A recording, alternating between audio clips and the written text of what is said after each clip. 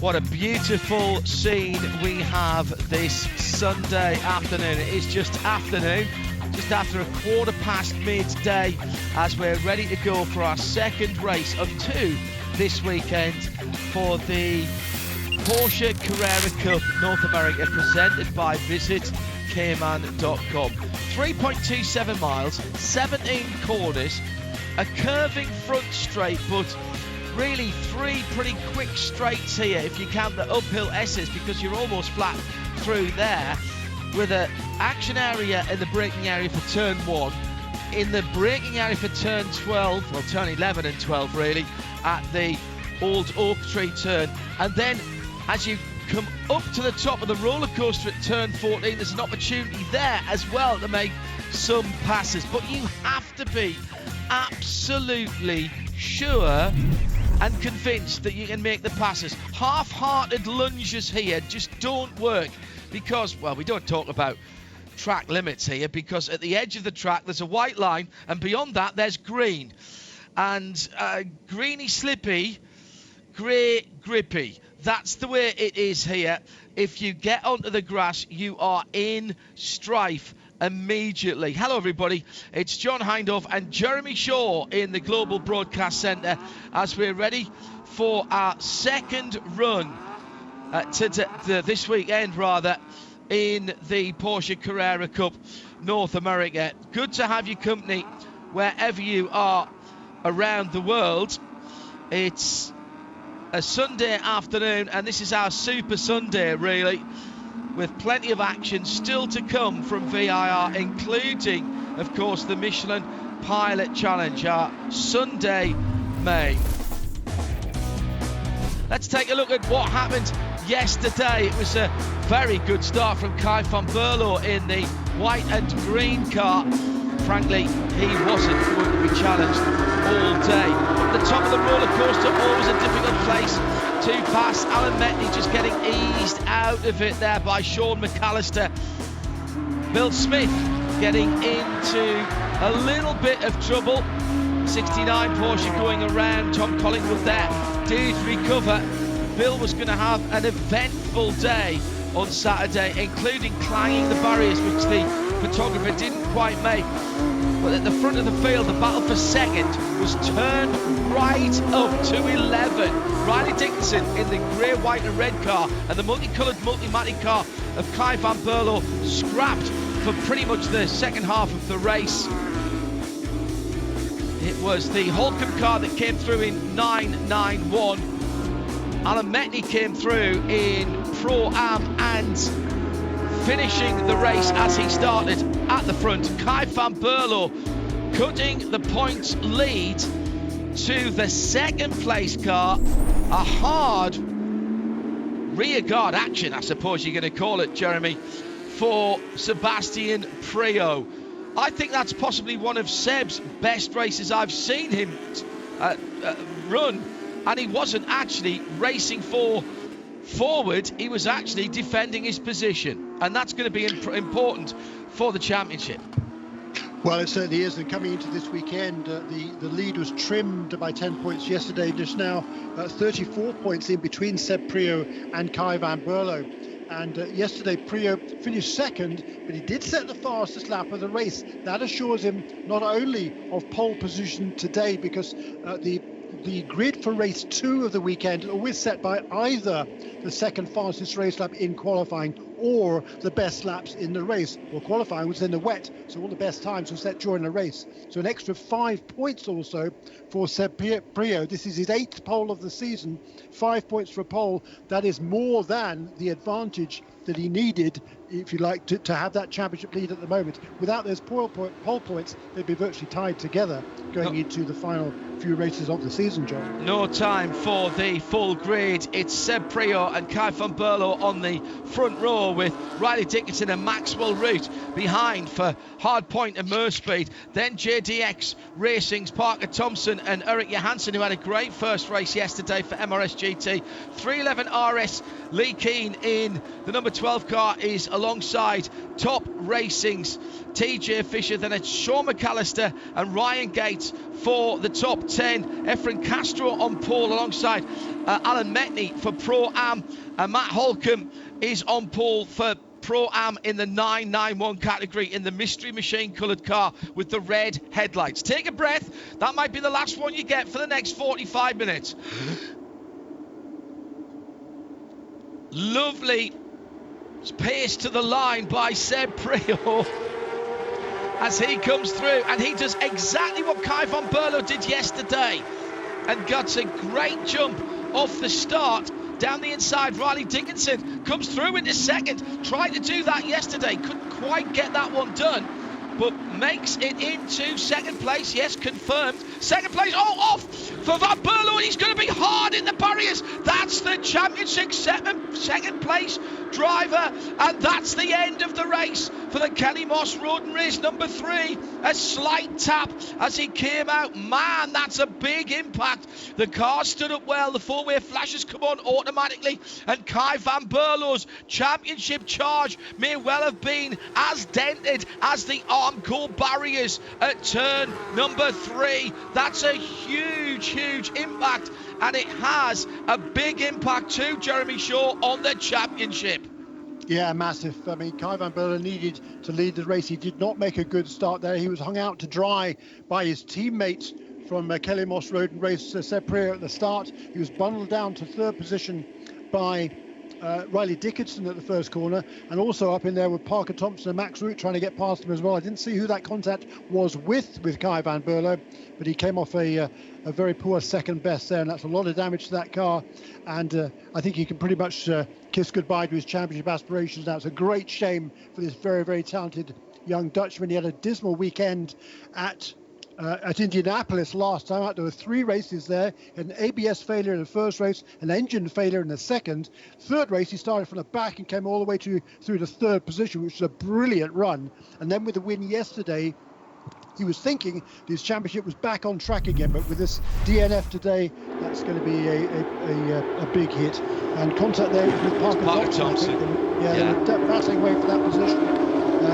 Unfortunately, it's Kai van Berlo who'd made that poor start. He'd lost the position at the start, and he tries to kind of cut across here, and he just kind of cuts across the nose of Parker Thompson. I don't think there's any blame there to anybody, just sort of one of those things that happens, particularly on the first lap, John, when the tyres are still cold.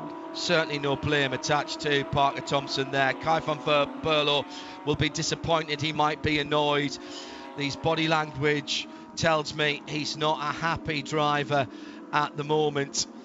That car is not going anywhere. He wants to stay out and go to the edge of the track and wave his hands at somebody. He's telling Parker Thompson that you're number 1 with me, I think, at the moment.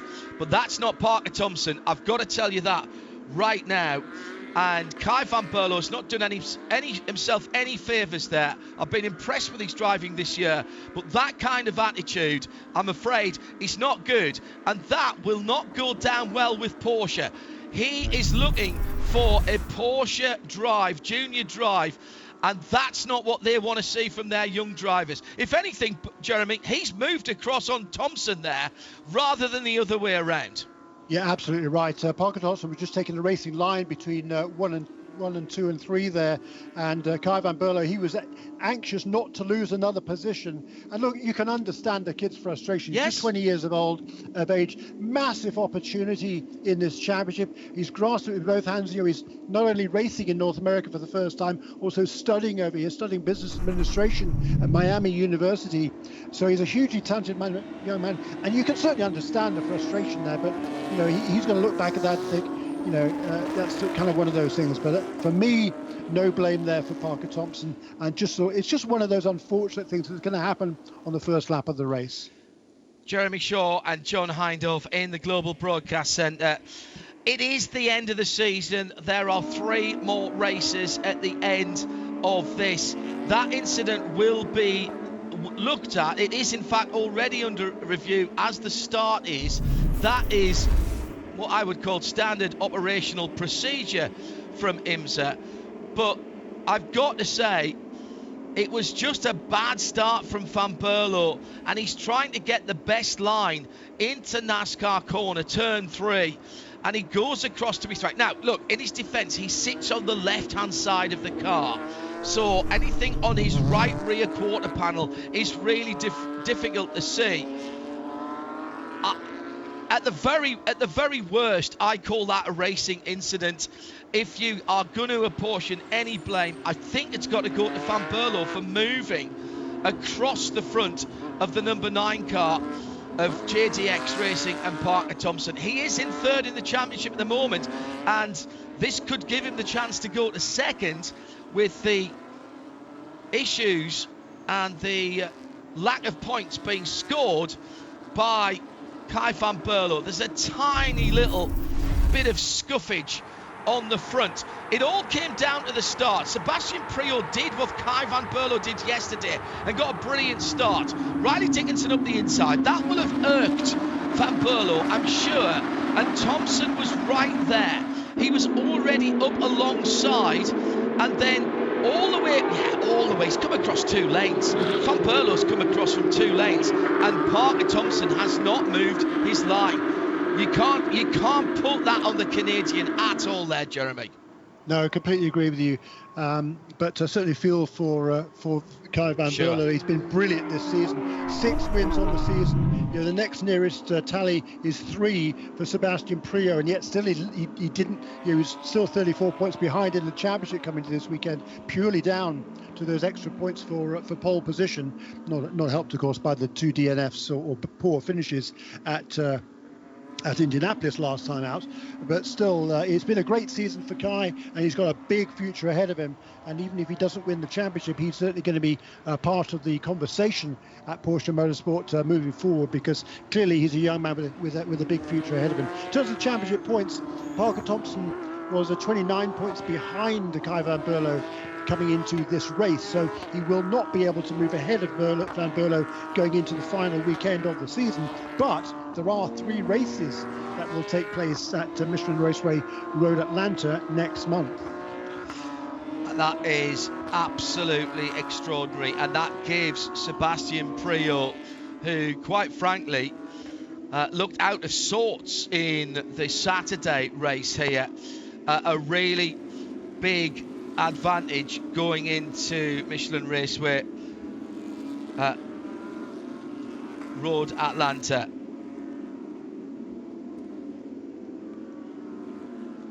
So behind the safety car, it's going to take a wee while because we've got a damaged Armco barrier. Race control have taken a look. They've seen all of the views that we have and more.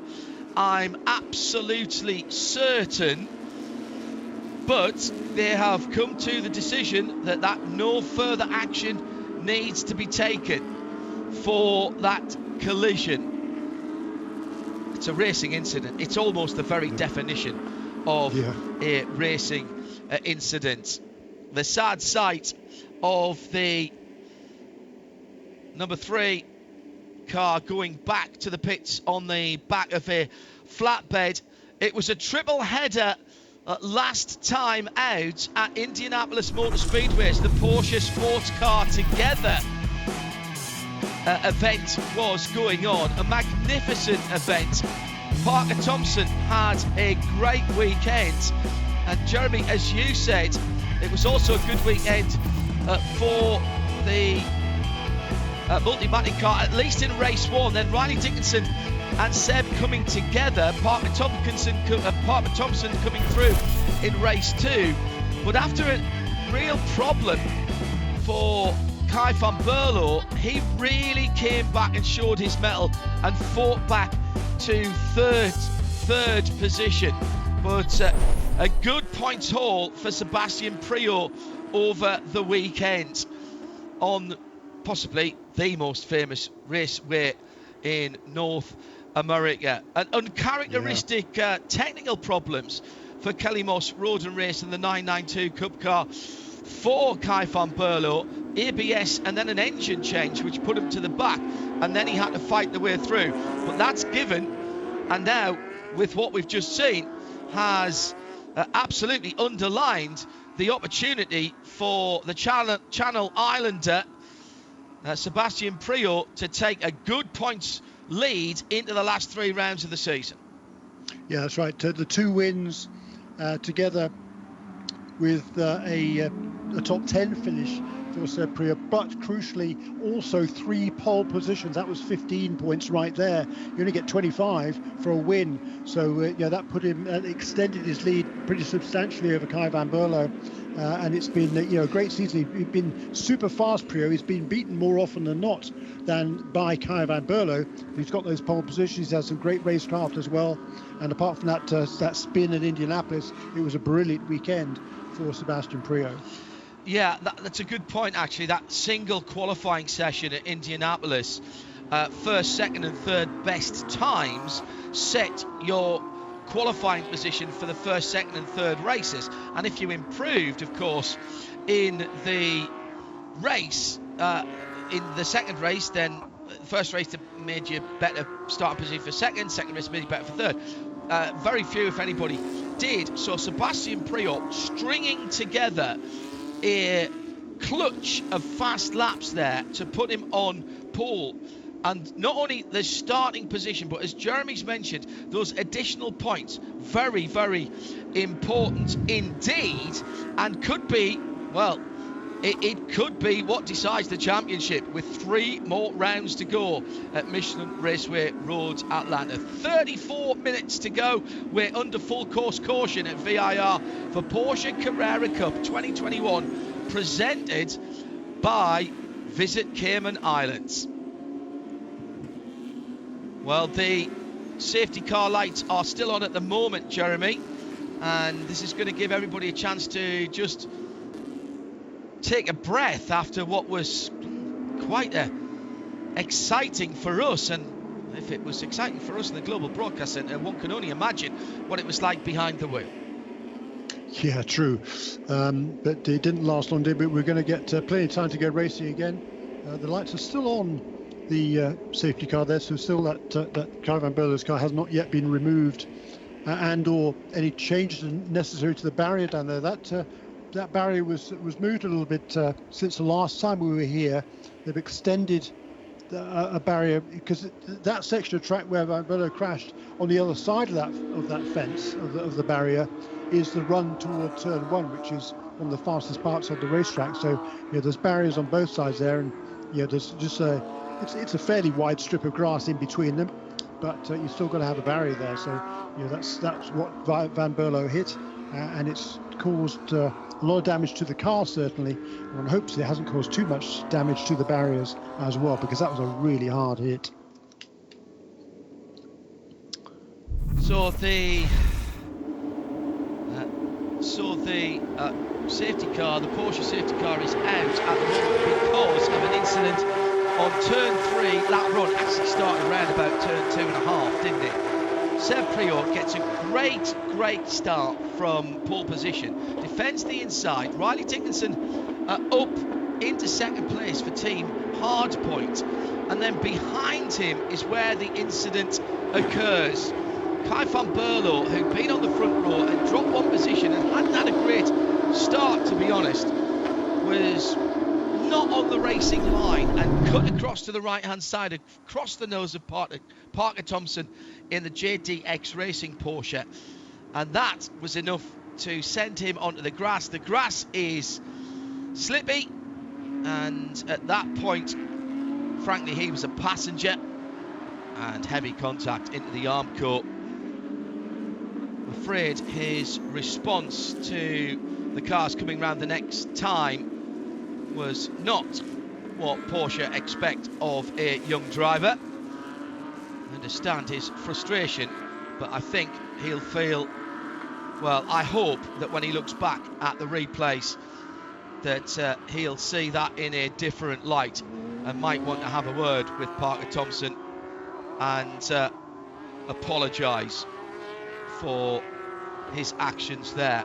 No blame whatsoever on Parker Thompson, and Race Control thinks exactly the same. We're going to go back to green flag racing next time around. There'll be just around about 28 and a half minutes to go by the time we get back to the start-finish line. So it's Seb Priaulx that will restart in the lead, Jeremy. It's a different situation from the green flag because everybody is line astern, not side by side. That's right, and he got a great jump at the initial start of the race there. His partner, his teammate on the outside, Kai van Berlo, just didn't. But this time around, Riley Dickinson, for Riley Dickinson, it'll be the same as the start because he was in third position on the starting lineup, so right behind Seb Priaulx coming up to the green flag. So he'll be looking to, he made a great initial start to the race because that's what enabled him to get alongside and past Kai van Berlo at the first corner. So he'll remain as close as he can to Priaulx coming off the final corner, Hogpen, and try and perhaps get a run onto the run towards turn one. But it was a really good first lap there for Riley Dickinson. A great run yesterday too. He was very much in, he pushed Sebastian Priaulx very, very hard for that second place, pretty much all the way through that 45-minute race yesterday. It's Jeremy Shaw, I'm John Hindhaugh. We will see the Porsche safety car disappear, foot down, and now Seb Priaulx from Kelly Moss Road and Race has the field under his control as he comes to the top of the hill at turn 14. The top of the roller coaster, well named, as the track drops away through 15 and 16 and into what is a very tricky right-hander at turn 17. And Seb will want to keep the pace down as much as he can. The acceleration zone starts now, and he needs to be back on the throttle. He is back on the throttle now, but Riley Dickinson's gone with him. Seb rather telegraphed that, because in the driver briefing notes there is a very small amount of ground to go, and here comes Dickinson. He's going to have to go to the left-hand side, round the outside into turn one. Thompson in third position is under pressure as well from Maxwell Root, but Seb Priaulx holds on. Oh, great cutback by Thompson in the red and white car, and he's side by side with Dickinson coming to turn three, NASCAR corner. He'll have to back out of it though, and as they were at the restart, but my goodness, there was a lot of shuffling around going on there, Jeremy, in the first couple of corners. Great stuff, tremendous. That's good, clean racing there. They gave each other plenty of room there, unlike at the start of the race. And you can see that two cars can go side by side through two there and into three. Parker Thompson lost the opportunity to get back past Dickinson, but what a great restart that was for Dickinson. He's giving Seb Priaulx all he can handle right now as they head up the hill and toward the Oak Tree corner.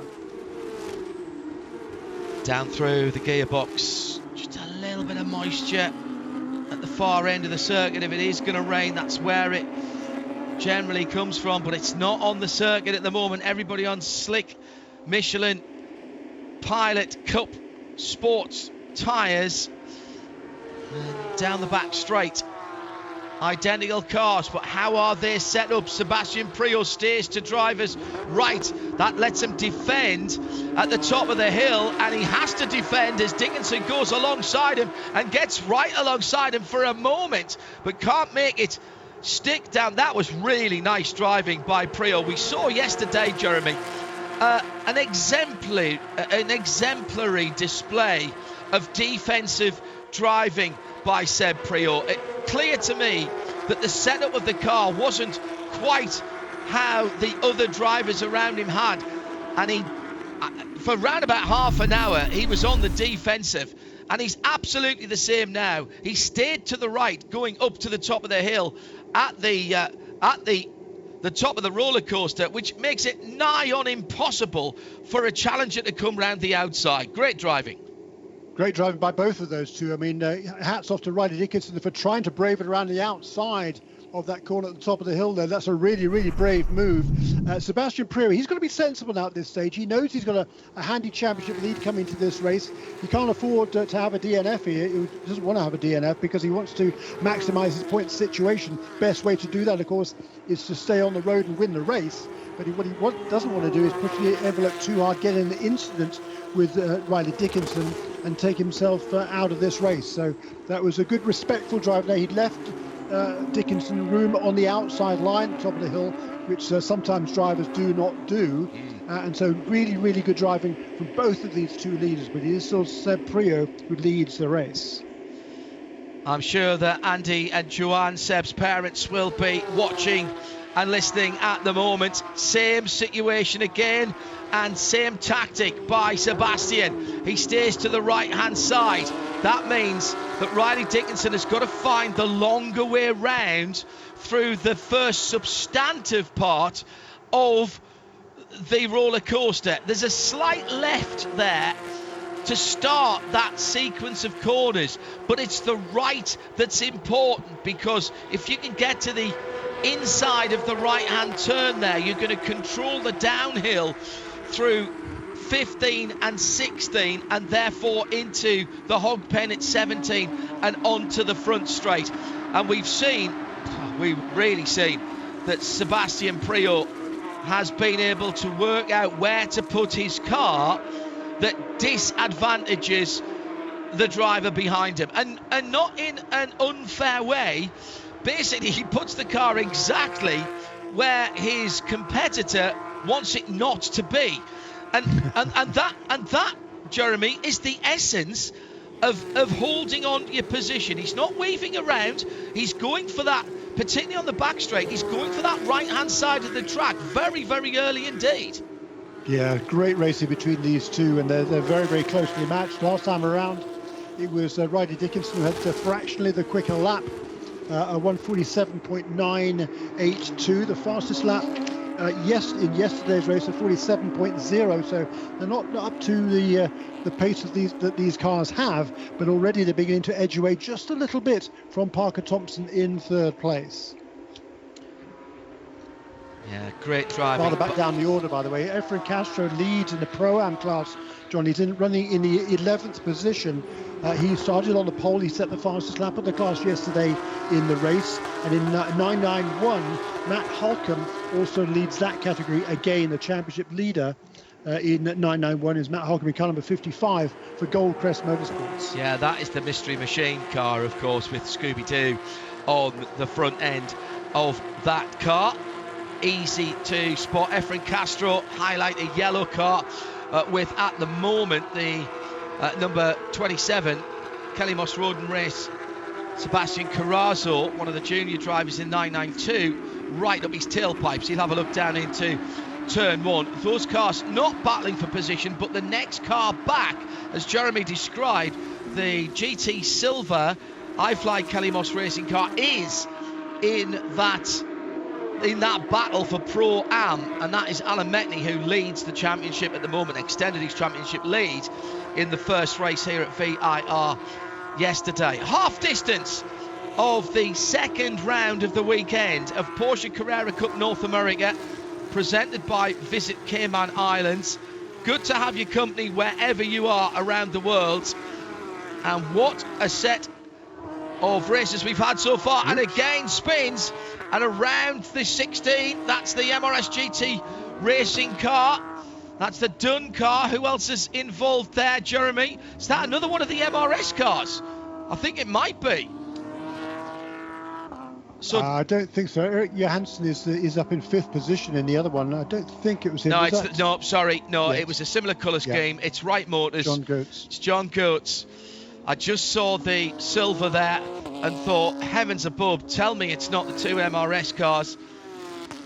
There is the 16 of Dunn climbing S's. He's got back going, so they've both got pointing back in the right direction again. Possibly contact between those two. They were quite well split, actually. They had Top Racing's 42 and Tom Collingwood for BGP in between them, so not sure if those two would have been able to come together. It might have been a sympathetic spin in terms of what was going on ahead for the MRS number 16 car. Johansson into the pit lane, so something has happened for the other MRS GT racing car. I may have cursed them, oh my goodness me. And having been running right at the sharp end, Jeremy, That car is in the pit lane. What has happened to Eric Johansson? Oh, well, was that the 69 car of Tom Collingwood of BGB, who's lost his front undersplitter? I think it was. Yes, it was. The dark purple or black car, depending on how the light shines on it. Well, he lost a splitter yesterday when he fell off at turn 1 and tried very hard to reconnect it. So maybe the fixings have not been quite done properly today. He's run over it himself, and now he's in real trouble, because that will hurt the front end of his car.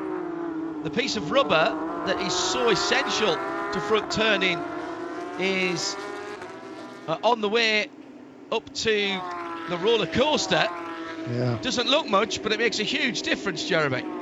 Yeah, and not something you want to run over either, because that can cause damage to the cars. It's not on the preferred racing line, but it certainly isn't where you would like it on a racetrack. We'll have to see whether we're going to go full course caution for that. And poor Eric Johansson, what a shame for him. It was a drive-through penalty for that car number 14. He was running really impressively in the 5th position for the 24-year-old from Växjö in Sweden. He was improper lane change at the start of the race. What he was pinged for. We see that you've got to keep in your column at the start of the race, which is difficult here because there's 2 kinks in the straight before you get to the start-finish line. So it's very easy to kind of wander over into the other lane. So most unfortunate for Eric Johansson. That's going to drop him way, way, way down the order.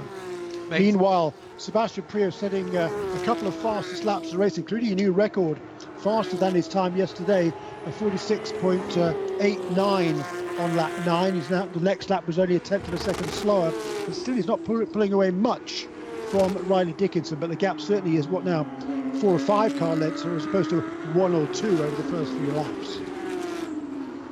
Yeah, and that's interesting, isn't it? Because Priaulx was really having to defend earlier on from Riley Dickinson. He's not having to do that now.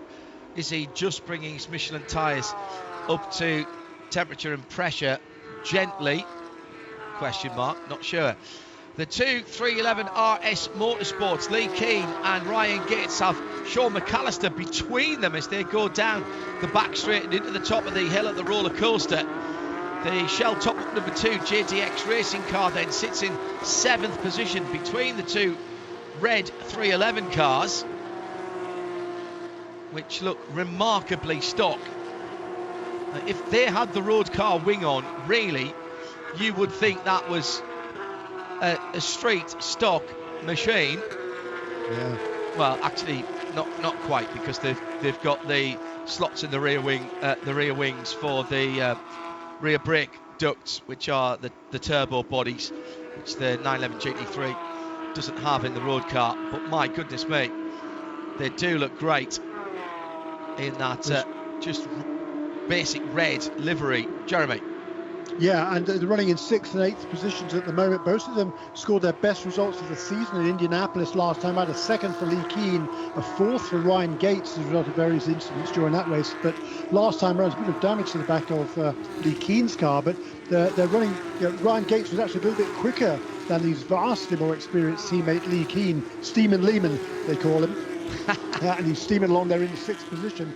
And Ryan Gates, he's got that car of Sean McAllister in between them, but holding pace, and right behind them too is Dylan Murray in the BGB Motorsports car number 38. So that's a good 4-car battle for 6th, 6th, 7th and 8th. 6th, 6th, 7th and 8th, 6th, 7th, 8th and 9th even. I knew what you meant, Jeremy. It's Thank just you. too exciting. It really is. Efren Castro leads for Team Hardpoint. He's just on the edge of the top 10 at 10 in Pro-Am for the 992 category. And Matt Holcomb still leads 991 by only 0.2 of a second from the Irish Mike's Racing number 95 car. That is right up his rear spoiler at the moment. And to be fair, Matt Holcomb's had a pretty decent couple of events and certainly was impressive here yesterday. But he's got some competition here in what is effectively the grandfather's class, I suppose. Connor Flynn right up his tailpipes at the moment, going down towards the final corner. The Mystery Machine, I know it kind of looks like the Porsche Hickey car, but it really is Scooby-Doo's Mystery Machine colours. Matt Holcomb driving that car, and if you look carefully you'll see Scooby-Doo on the front of that car and Mystery Machine on the side. Magnificent stuff. Also the red mirrors and the red headlight covers, as well as the red numbers, tell you that that's a 991 category. And right up behind him, Jeremy, Connor Flynn, the man from Florida, from Jacksonville, for Irish Mike's Racing, trying to steal away that top position in the 991 class. That's right, and Irish Mike's, that's Mike Flynn, that's Connor's father, and he's originally from Ireland. Connor Flynn, yeah, okay, Ireland, right. But Connor Flynn, 26 years of age. I think he was pretty sure he was born in Florida, so he's a full-blown American, and he's just joined this series only a couple of rounds ago. He's done quite a lot of racing over the years in all sorts of different cars, but he's talented, and he's really pushing the championship leader, Matt Holcomb, here for all he is worth. Number 55 car Holcomb leads, but Connor Flynn right there in second position. And Connor too, he had his best result at Indianapolis last time, had a second place finish in the class, and he wants that first win. Down the back straight, the slightly older version, the 991 Gen 2 GT3, still with the flat 6 4 litre, over 500 horsepower, just over 500 horsepower, but a slightly different body style, slightly different rear wing, but that very tidy rear engine cover on the 991 Gen 2s, which I do think is one of the best looking back ends of a Porsche GT3 that we've ever seen. Very aerodynamic, those cars, very close to the street cars as well. Running on 18-inch rims, as the front of the class do, with the Michelin Pilot Sport Cup tyres, whereas of course the street cars for 992 are on 20s and 21s nowadays. Look great, sound great, nothing better than a flat 6 being revved within an inch of its life. Rev up to nearly 9,000 revs in race car spec. Big sideways moment for Lee Keane. For Ryan Gates, excuse me. Yeah. Yes, sorry, Jeremy, in the number 11. And he's got Dylan Murray right behind him now. And that's all the invitation that Dylan Murray needed. A little bit of sideways movement. And you know the car ahead of you is struggling with 12 and a half minutes to go for a wee bit of grip. And the bright highlight of green 38 looks down the inside. That was very tight indeed for PGP Motorsports driver. He's backed out of it, thank goodness, Jeremy. Otherwise we'd have been taking bits of Porsche home in black plastic bin bags. Yeah, and Dylan Murray there, he thought about lunging down the inside, and at the last possible second decided that probably wasn't a very good idea, because he was definitely going to tip the number 11 car into a spin. So Ryan did a great job to hold his nerve and his line and the position as well, and Dylan did a super job to maintain control. Having made that late decision to back out of it, the car went sideways on him. He lost a bit of ground, but he lives to fight another day. And just a little bit further back is that battle still between Efren Castro, who leads in Pro-Am, Sebastian Carrazzo right with him. He's all over the tail of the number 65 car, and right behind them too is the second Pro-Am car. That's Alan Metney, the clear championship leader. He missed one of the races at Indianapolis because of a prior commitment on the other side of the country, but he came back yesterday and had another win. That was his 8th win of the season in the Pro-Am class, but currently that number 99 car for Alan Metney is running in second position in the class, with Sebastian Carrazzo in between himself and the class leader Efren Castro. Yeah, Alan Metney was a part of a triple header weekend in 3 different... Oh, big spin! Big spin. That was Dylan Murray that's got around, and that was right in front of the battle that we were looking at there, and somehow everybody managed to avoid him over the brow of the hill at turn 10 at the South Bend, and Murray facing the wrong direction. Oh, that he would have seen everything in front of him. That is a very scary moment for Dylan Murray. And somehow that three-way battle managed to miss him. Castro, Carrazzo and Metni. Wow. And now Bill Smith with a new rear clip on that car after hitting the barriers yesterday at NASCAR Turn 3. Has had a spin as well. He's been onto the grass, but he's got it pointing in the right direction. That's pretty much at the same part of the circuit. Once you get off at turn 10, Jeremy, it's very slippery. It is. So a spin for him. That'll put Matt Halcombe and Conor Flynn up one more position in the overall rankings. It won't affect them because they still battle for lead, and Bill Smith is running in the Pro-Am class of one of the 992 cars. But Efren Castro continues to lead in Pro-Am. He's got Sebastian Carrazzo as a little bit of buffer between himself and Alan Metni, who was remarkably, in the first practice session of the weekend, Alan Metni, I think, was 5th fastest overall. Pretty impressive for a Pro-Am driver.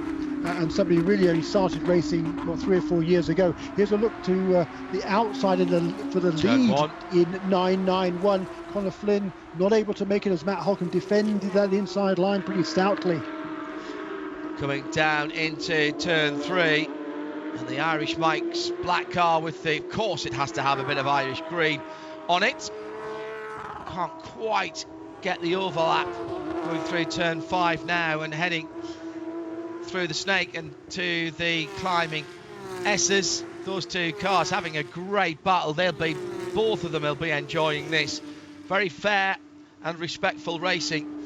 The point I was trying to make about Alan Metni was he was part of the triple header IMSA weekend when we had Porsche Carrera Cup North America presented by Visit Cayman Islands at Indianapolis for the Porsche Sports Car Together Festival. We also had IMSA WeatherTech Sports Car Championship and some of the other series at WeatherTech Raceway Laguna Seca, and we had IMSA racing at Road America as well. And Alan Metni was over on the west coast and then came back to do the Sunday races at Indianapolis. Meantime, Carrazzo has a look down the inside and does get past Efren Castro. Now that's a pass for position and will push Sebastian Carrazzo into 9th. It doesn't impact his class position. They're all driving 992s. Oh, and the speed are coming together. And that is the number 88 of Hutton McKenna and Wright Motorsports. That car, the Southern California Porsche dealer, has gone around the white and yellow. Wow, that just takes me back so long into ALMS racing and the Flying Lizards, and Porsche lost it himself at turn 1, and looked like Dylan Murray again, Jeremy, had to avoid that. Yeah, it's been an eventful day. Dylan Murray resumed right behind Hutton McKenna, was trying to track him down, but he's able to avoid that, and McKenna gets going again. This is his first season of professional racing. He did some PCA racing in the past from Newport Beach in California. Those same colours, of course, run very successfully by his father, and in IMSA competition as well. That car's the colours of that car, McKenna Porsche Southern California dealer, won several races in the past. Now that was a pass on the grass just a few moments ago, and that was Efren Castro trying to defend, but Alan Metni has now got ahead and is now leading the Pro-Am category for the 992s. I was about to say that Sebastian Carrazzo, who went through, Carrazzo is in the same type of car. There's no difference in the cars between 992 Pro and 992 Pro-Am this year, so it's all down to driver talent. The ultimate performance potential is exactly the same. So now we've got a battle royale down at turn 1 between the GT Silver i5 Kelly Moss car, and now in second place the team Hardpoint, the black and highlighter yellow car. Wow, it's all changing, isn't it? And I'm not sure.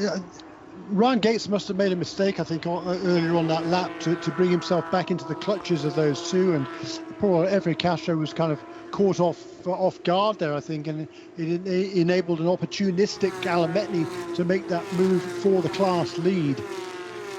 So it's Metni who leads again now become used to this during the season. He's been a star performer and moving his way up the order as well. Now just into the top 10 overall.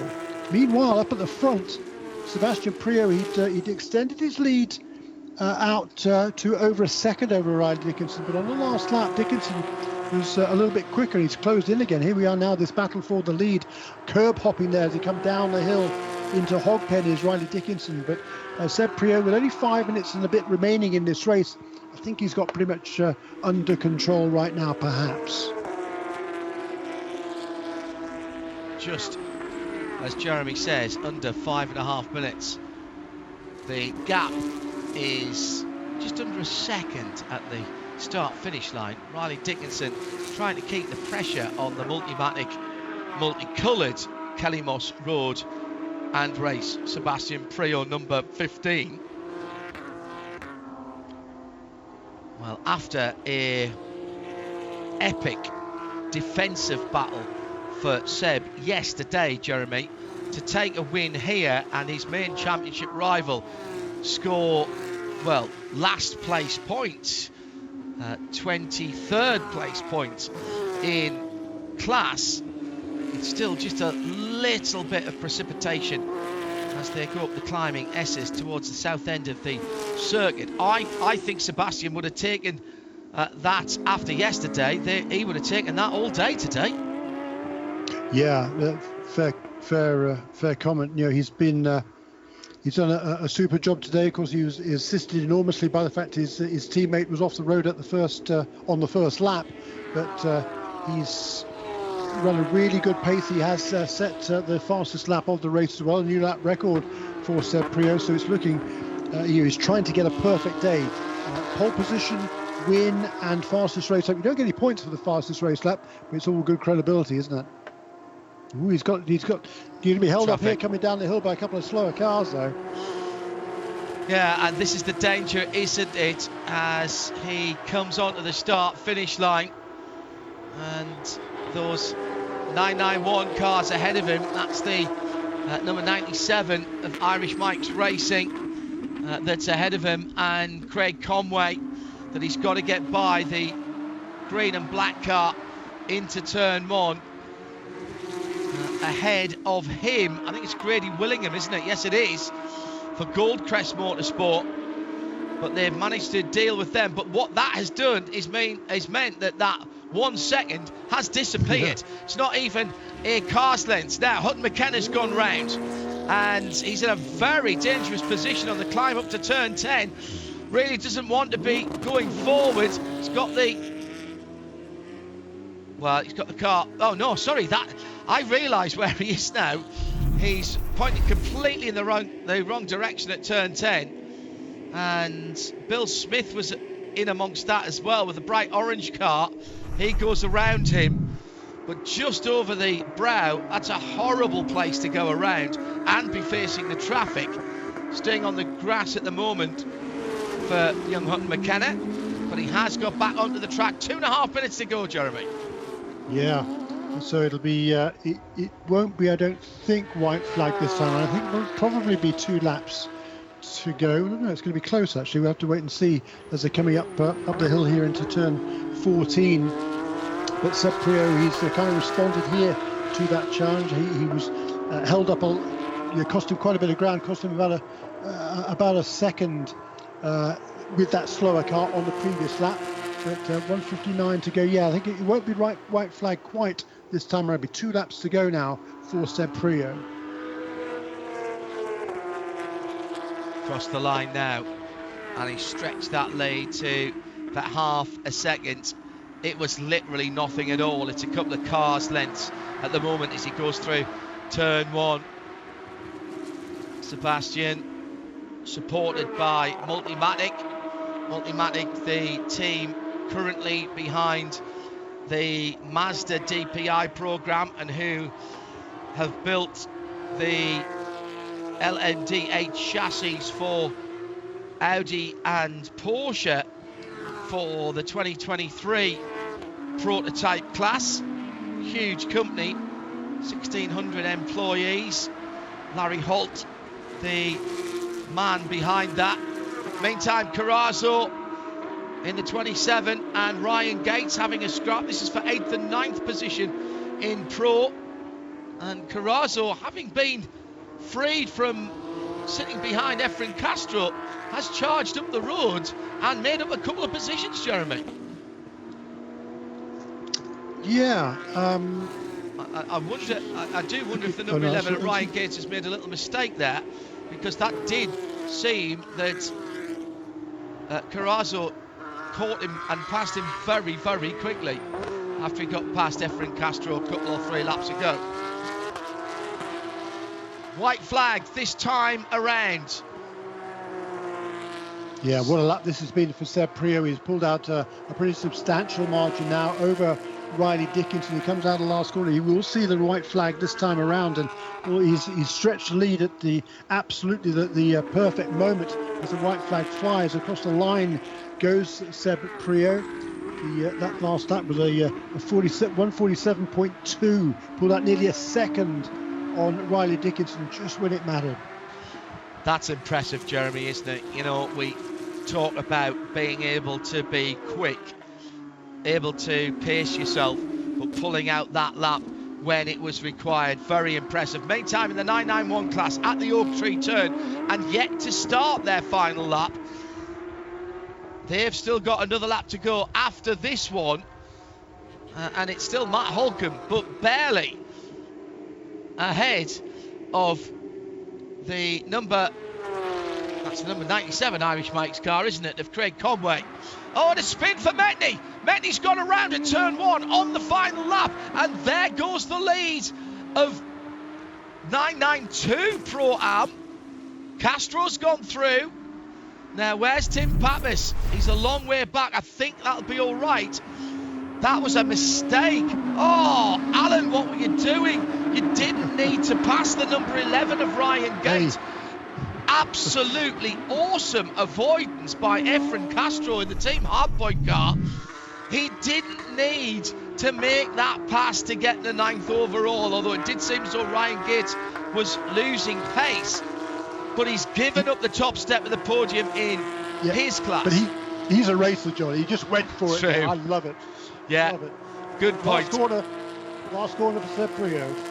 Multimatic DSSV sponsored. That's the very clever suspension system from Multimatic. The multicoloured car is a winner.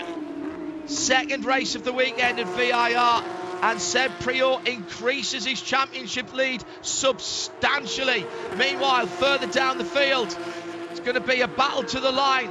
Lee Keane will just about grab 6th position from Sean McAllister. Yes, he does. That is JDX from 311 RS from JTX.